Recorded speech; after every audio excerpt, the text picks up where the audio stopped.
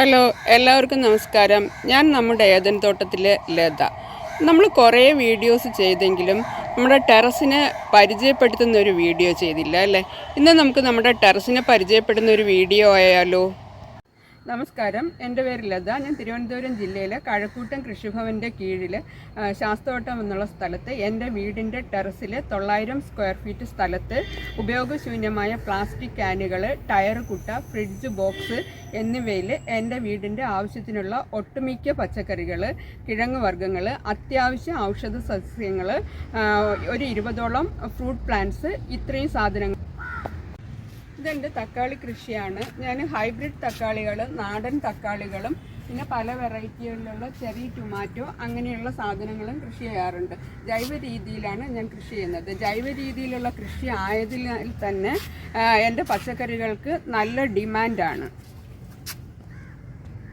കാരണം ഇങ്ങനെ ലംബമായ രീതിയിലും തൂക്കുചട്ടികളിലും ഞാൻ ചീര അങ്ങനെയുള്ള കുറേ അധികം സാധനങ്ങൾ കൃഷി ചെയ്തിട്ടുണ്ട്. ഇത് 2 തട്ടായിട്ട് ചെയ്തിരിക്കുന്നതാണ്. വെള്ളരിയാണ് ഈ വെച്ചിരിക്കുന്നത്. സ്ഥലം ലാഭിക്കാൻ വേണ്ടിയിട്ട് ഇവിടെ 2 തട്ടായിട്ട് കൃഷി ചെയ്തിട്ടുണ്ട്.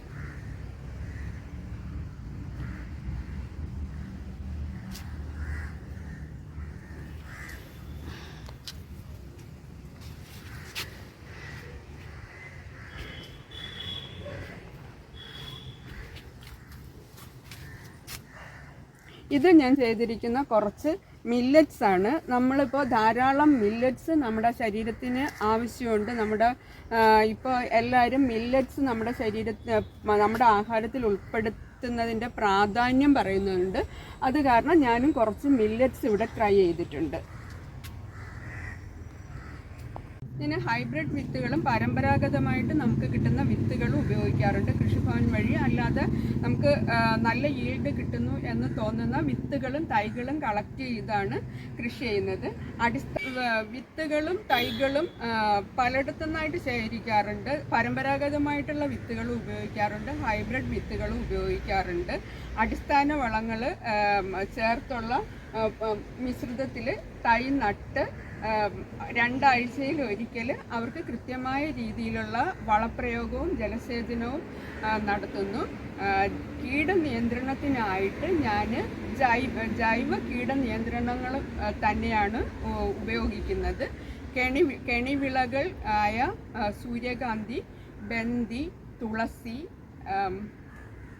ചോളം ഇവ ഈ തോട്ടത്തിൽ ഉൾപ്പെടുത്തിയിട്ടുണ്ട്. കൂടാതെ ഫ്ലൈറ്റ് ട്രാപ്പ് ഉപയോഗിക്കുന്നു, സ്റ്റിക്കി ട്രാപ്പ് ഉപയോഗിക്കുന്നു.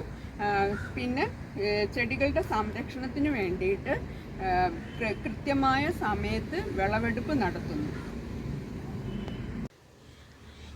ഞാൻ തന്നെ വളർത്തുന്ന പശുവിൻ്റെ ചാണകം, ഗോമൂത്രം, എൻ്റെ വീട്ടിലെ തന്നെ കോഴിക്കാഷ്ടം, ഞാനുണ്ടാക്കുന്ന പച്ചില compost, fish amino acid, biogas slurry, kitchen bin compost ഇവയിലുള്ള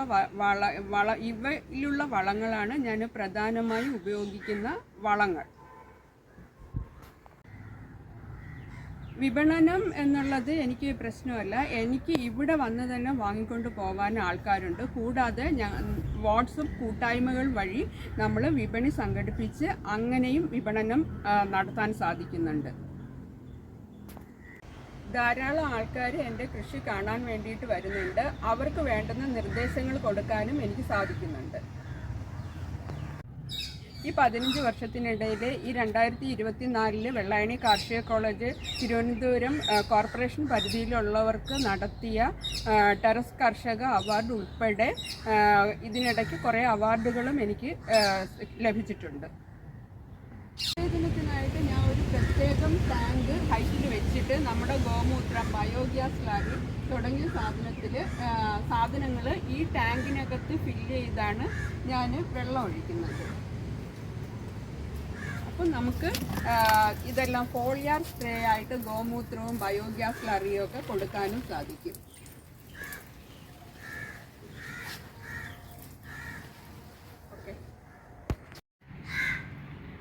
എല്ലാവർക്കും വീഡിയോ ഇഷ്ടമായല്ലോ അല്ലേ?